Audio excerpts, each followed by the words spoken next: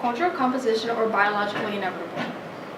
Winston Churchill, Prime Minister of the United Kingdom from 1940 to 1945, once stated, "The story of the human race is war.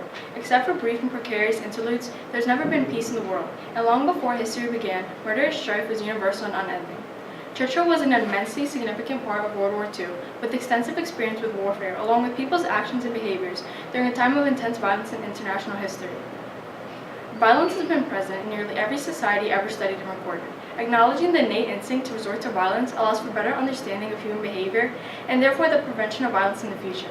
As Thomas W. Bloom, PhD Assistant Professor of Department Counseling at Oakland University puts it, violence is this naturally occurring socially undesirable activity that is a victim or a group of victims. However, research conducted by psychologist and professor of cognitive sciences Steven Pinker has shown that violence has been on the decline for decades, and that humans presently enjoy the most peaceful time of our species. As humans become more consciously aware of the reasons people commit violent actions or go through violent periods, the question begs, how does the innate human instinct to be aggressive correlate to violence in modern society? In order to prevent violence in society and the idea that it is not uncontrollable, the general public must understand why people turn to aggressive behavior in the first place. Humans are prone to violent behavior due to the social advantages of being aggressive and the innate tendency to live by violence. Society tends to discourage violent actions such as fighting in schools or arguing in the workplace, yet violence and aggression have been advantageous since the dawn of man. Anthropologist Napoleon Chagnon in the 1960s studied a primitive society, the Yanomami people, in the jungles of Venezuela. Chagnon, a professor at the University of California at Santa Barbara, studying the Venezuelan part of the Amazon rainforest, studying the Yanomami tribes. After spending months with the tribe, he wrote a book called Yanomami, the Fierce People, about the world's most famous uncultured tribe. Chagnon witnessed frequent chest-pounding duels and deadly inter-village raids.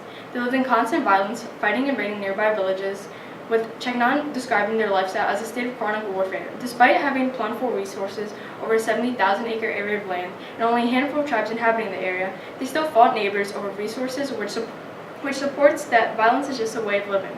Chagnon observed that those who were more aggressive had more wives and fathered more children.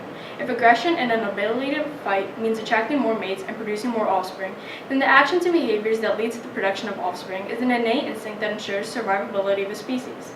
According to the Britannica Encyclopedia, Charles Darwin, an English naturalist, geologist, and biologist in the 1800s, found that when discussing natural selection, competition results in the survival of the most efficient competitors, a natural instinct common in countless species, predominantly in mammals. These historical outlooks are key signals of the advantages of aggression. In basic culture, aggressive behavior is only seen as acceptable on a sports field or in a ring. Richard Wrangham, a British primatologist and researcher on human evolution and violence, connects people's violent tendencies to those of the chimpanzees, humans' closest biological relatives. He elaborates that we are the day survivors of a continuous 5 million year habit of lethal aggression.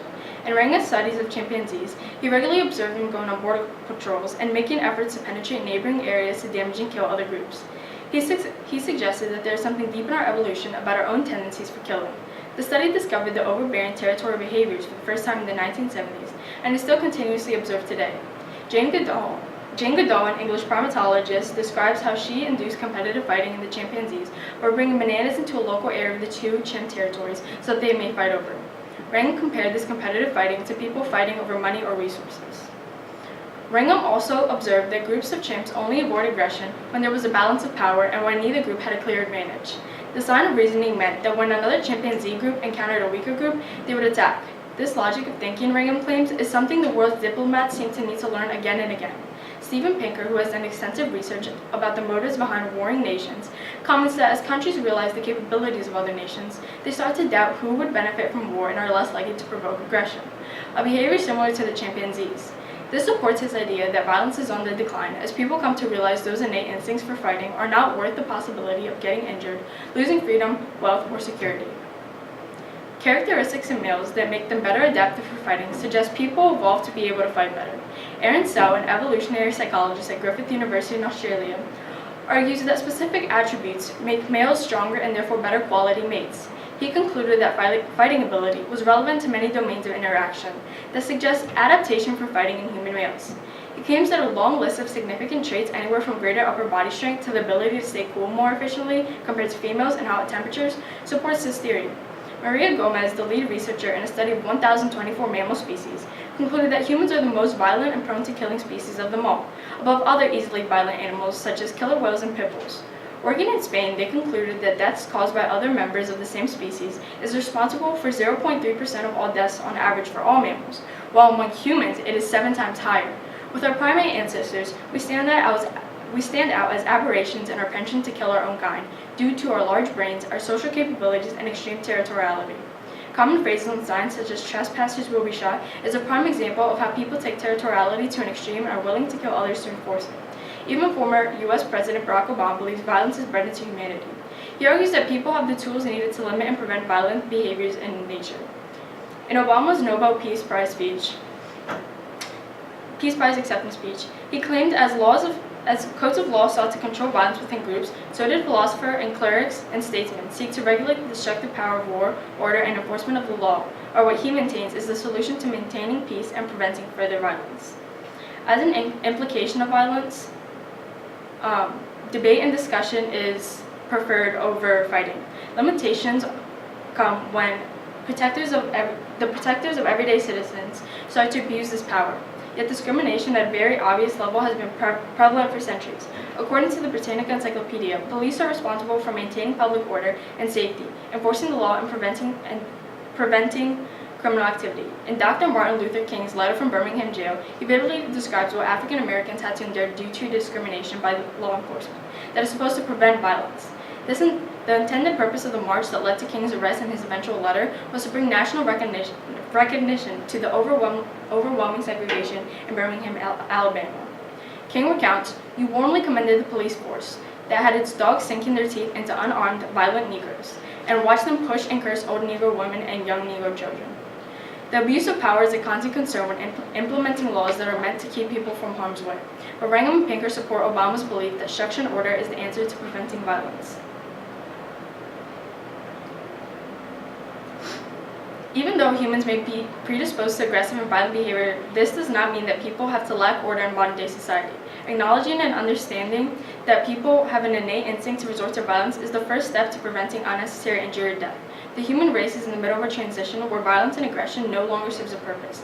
It was less than 200 years ago, duels were with swords and guns were socially acceptable forms of resolving conflict. Society cannot expect a quick transition in methods to solving problems in an efficient manner, but knowing this makes people better prepared for controlling it. Thank you. Okay, Chantal, thank you. Let me ask the first question here. What information did you need before you began your research, and how did that information shape your research? Before my research began, I needed to know how relevant my topic of violence was and if I had a supported argument. What I found was that people's first thoughts are that violence is very important to culture and society and it needs further research for preventative solutions, but others firmly believe it's completely under control and the control systems in place such as laws and law enforcement keep it under control. Steven Pinker, a psychologist and professor of cognitive sciences, was a gateway for the beginning of my research. As one of the leading scientists in human nature, he firmly supports the notion that violence is prevalent, but is decreasing as decades go on. In one of his discussions with Napoleon Chagnon, they discussed how violence is a way of life, but doesn't have to be, and that idea formed my research by giving me an argument to go off of. Okay, thank you. And the second question, how did you use the conclusion and questions of others to advance your own research? One of my most important sources that mentioned many important scholarly sources had its own research question of are humans biologically prone to violence or are violence a world cultural phenomenon? And this question helped me to formulate my thesis of humans being prone to violent behavior due to the social advantages of being aggressive and the innate tendency to live by violence. This question helped me to formulate my whole argument and let me look at different aspects so I had a well-rounded view of my topic and the voices of which I supported my argument with. Okay, all right, thanks again.